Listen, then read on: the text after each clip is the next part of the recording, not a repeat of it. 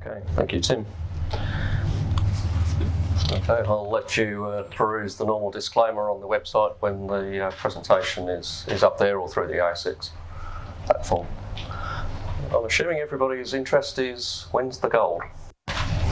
So this morning we, by express drone, we brought down a movie from the site, and Keely, the executive PA, has been very busy putting together a video for you. And I think it's quite an exciting point in the project.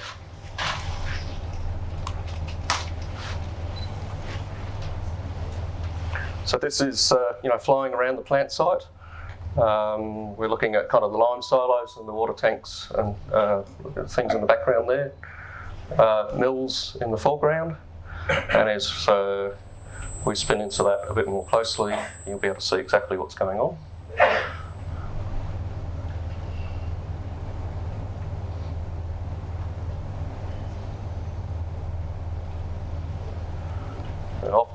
We've got the big CIL tanks on the screen. Right, this is the SAG mill. This was first turned over this morning. We've got ore coming up onto the belts, so we've really started the first ore commissioning into the plant. The ball mill on the long thin mill there is the ball mill, and the plan is to bring that online once we've stabilised the rest of the circuit. You can see the ore on the belt coming in from the belt on the right hand side there, coming in feeding ore from the primary coarse ore stockpile into the mill.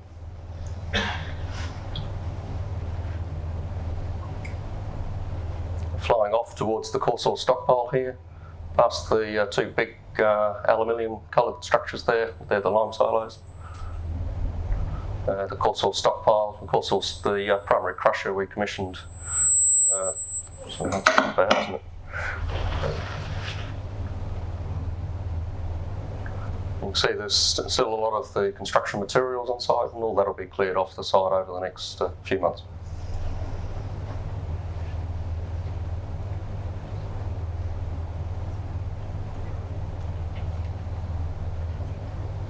Right, that's it.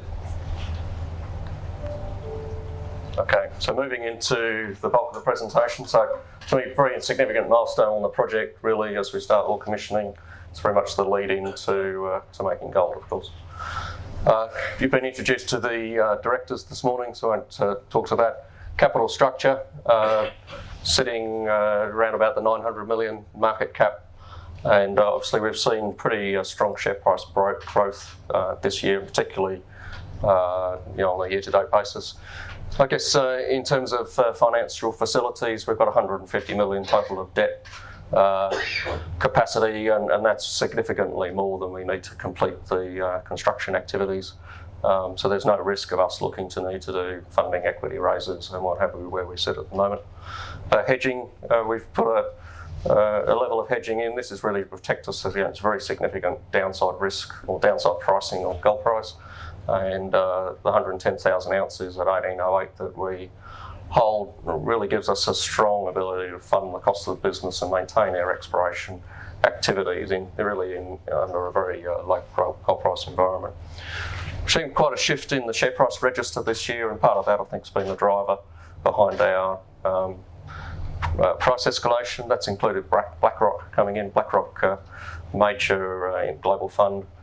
And we've also seen quite a lift in the Aussie component of our register, and particularly the retail component, and associated with that is an increase in liquidity. All of that means we're not far away from getting into the ASX 200 and potentially some of the major index funds on a global basis. Of course, Gold Road in overview is really about our activities in the Yamana belt, where we hold a very dominant land position of about 6,000 square kilometres, which led under Ian's previous leadership to the discovery of the Gruyere deposit, which of course is really a world-class discovery, and we're in the imminent position of first gold production. What I'd like to do is just through the bulk of my presentation is really just share a bit of the journey of how we got to where we are, then lead into kind of the current status of and then really give you an insight into where we see the business going into the future. So we just start with the journey that we're on at the moment.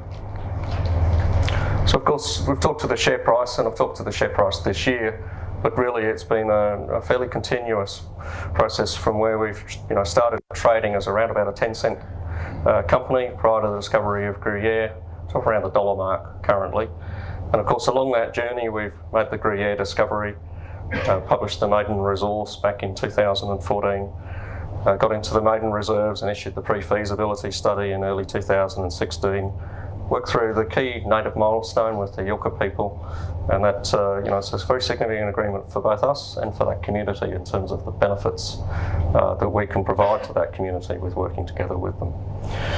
The feasibility study was released and the company evaluated the funding options of doing a debt and equity raise versus the JV route. We had strong interest in the JV, and that ultimately culminated in Goldfields coming in as our partner, and of course that's meant the contribution to the capital development of the project. Obviously it's taken us a bit of a while to develop the operation. I'll come into a bit of kind of why in a minute.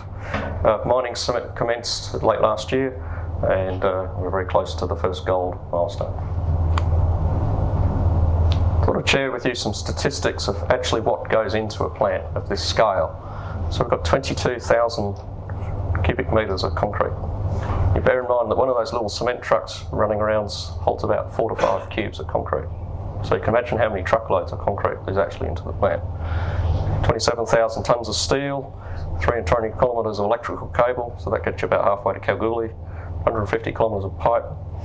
There's over 3 million man hours gone into the project. So the journey, of course, started in 2017, and you probably saw this kind of picture back at the AGM then, where we'd just done the initial clearing and civil works on the site, starting to get into very early concrete footings and what have you. Of course, it's evolved quite a lot of activity over the following year, where we got to about 44% construction, and you can start to see some of the major built infrastructure with the CIL tanks and the steel structure, some of the major concrete structures around the site. And this is what it looks like today. And of course, you've seen some of that in the video that I've started off with, but perhaps I can point out some of the key sort of salient points. The ROM pad over on the right-hand side of the image, there's over 1 million tonnes of ore sitting on the ROM pad. That really puts us in a very good position to be able to start up the plant. We don't have risks of ore supply delivery, which have characterised some of the more recent Australian, and for that matter North American startups, which has really hampered the performance of those operations. You can see all the ponds are full of water, and you've obviously seen the mill is now turning around. There are no cranes on the site, so really all of our construction activities have been completed. And of course you can follow the flow sheet here through the ROM stockpiles, the coarse ore crusher, into the mills, through the thickeners, reagent area, and I don't know if this thing works for you, elution circuit, gold room, powerhouse, office facilities up in here, and the mining contractor workshops up in the background. If we just look at the operation in a bit more detail, this is the structures around the primary crusher. You can see the lights are on for people who've been involved in construction projects. That's pretty much the last thing that happens before you really start into commissioning activities. And of course we commissioned this area of the plant back in the first quarter. Major conveyors, there's coarse ore stockpile in the background, so this is the one we saw ore on the belt as we did that little fly through before. This is a crusher that goes out to the pebble crusher, so deals with the oversized material from the SAG mill. The SAG mill and ball mill, which you saw in those previous, the flyover cyclone cluster, so this does the sizing of the material before it goes through to the leach circuit. The cyanide leach tanks over in here. I guess going towards the back end of the plant, this is looking at the reagent area, the gravity circuit. So about 30% of our gold is recovered through the gravity circuit. More pictures of the reagents, and this is the elution circuit where we recover the gold off the carbon after it's been leached in the CIL tanks. Really impressive quality of build at Gruyere, and I think that's really going to set us up to drive a high reliability and help us drive the performance and the cost of the operation through its life. If we look at the mining side of things, the place really looks like a mine now. Of course, we started mining late last year. with Downer, our mining contractor. They're a tier 1 contractor. They've started up very well. They're running these MT 4400 trucks and this 400-tonne class lever hair excavator. Currently just a single fleet, and that'll scale up around about May next year into 2 mining fleet. You can see the mine area out here. It looks like a proper mine with well-established pit floors, obviously production drilling type activities. So all parts of the mining cycle are now running smoothly as you'd expect. Of course, to get to this juncture has involved, as I pointed out, 3 million man-hours of people, and that's, when you really look at it, really thousands of people contribute to developing an operation of the scale. Pictures of every one of them, but I have put up some pictures here that are key milestone events and some of the key people that have been involved in the developmental project. I think some of the things that we can be really proud of in the development of Gruyere are our sustainability performance. The project has completed over 3 million man-hours without a lost time injury. That is just outstanding. The project has been developed in compliance with the International Cyanide Management Code. Really, this is a global code standard. Most of the global majors develop their operations in compliance with this code, and probably differentiates us from the standards of some of the Australian operations. Our tails dam, I guess this is quite a globally topical issue at the moment, but it's been developed as a low-risk design for the life of the operation. Obviously, the development of Yilka, the native title agreement, as I talked to there, really is a major milestone for the Yilka community in creating economic opportunities for that community. They're 200 kilometres east of Laverton. There's limited other employment opportunities. We're working with them to provide employment and contracting opportunities. Okay, so where are we now? So we're just about at the point where we'll start making gold. On an average basis over the life of the operation, we're talking 300,000 ounces a year, 12-year mine life.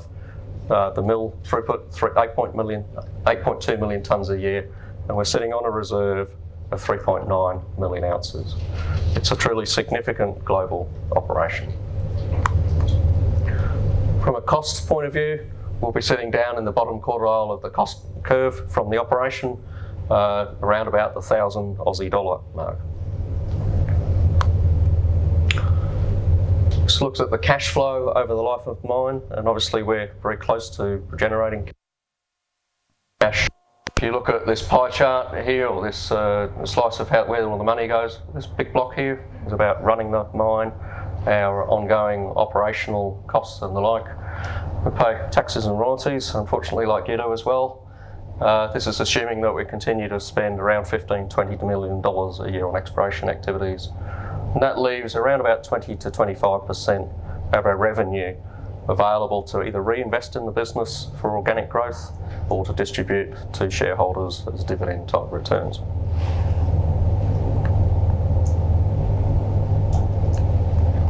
So the next point for Gold Road and working with Goldfields on the Gruyere side of things really is about optimising the mine.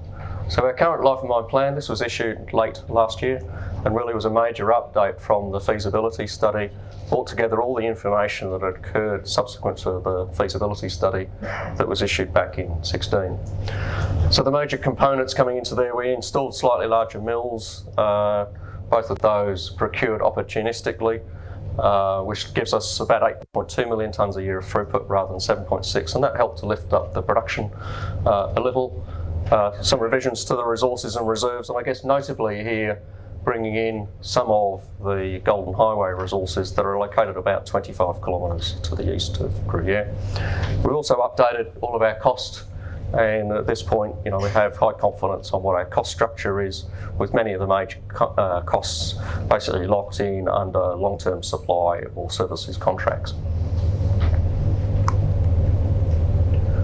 I guess subsequent to that release, we've updated the resource and reserve base, and it was pleasing to see that the Golden Highway trend has increased. So these weren't in that last life of mine plan by about 130,000 ounces.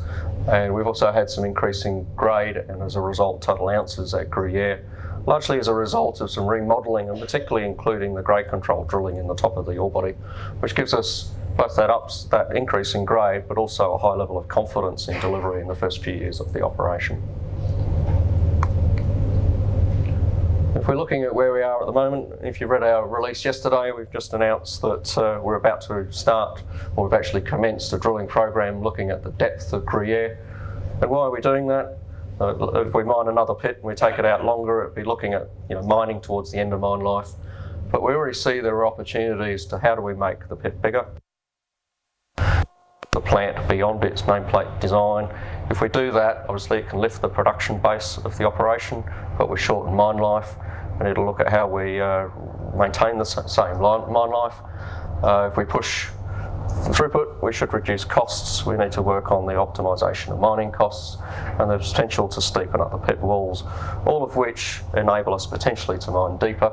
There's about 2 million ounces sitting between what's in reserves and what's in the resources, between those two red lines.